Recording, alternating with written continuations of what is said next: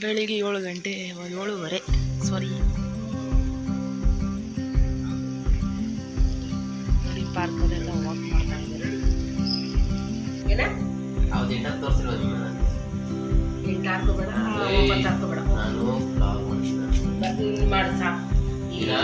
ಹೌದೌದು, ಈಗ ಮಾಡ್ತಾ ಇರೋದು ನೀನು ನೋಡ್ತಾ ಇದ್ದೀವಿ ಬ್ಲಾಗ್ನ. ಏನಕ್ಕೆ? ಹೌದೌದು, ನೀನು ತಗೊಂಡ್ಮೇಲೆ ಅದು ಹಾಕಿದ್ಮೇಲೆ ಕತೆ.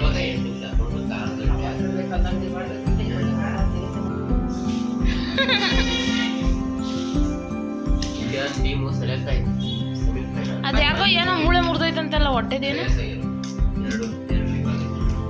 ಸರಿ ಹೋಗುತ್ತಾ? ಏನಕ್ಕೆ ಹಂಗಾಗಿದೆ ಅವನಿಗೆ? ಬಾಲ್ ಹಿಡಿಯಕ್ಕೆ ಹೋಗಿ ಕ್ಯಾಚ್ ಹಿಡ್ದ ಒಟ್ಟಿನಲ್ಲಿ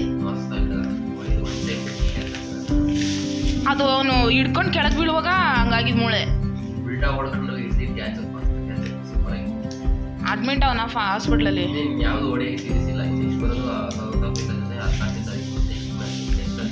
ಅಲ್ಲ, ಈಗ ಅಡ್ಮಿಟ್ ಆಗೋನ ಹಾಸ್ಪಿಟ್ಲಲ್ಲಿ.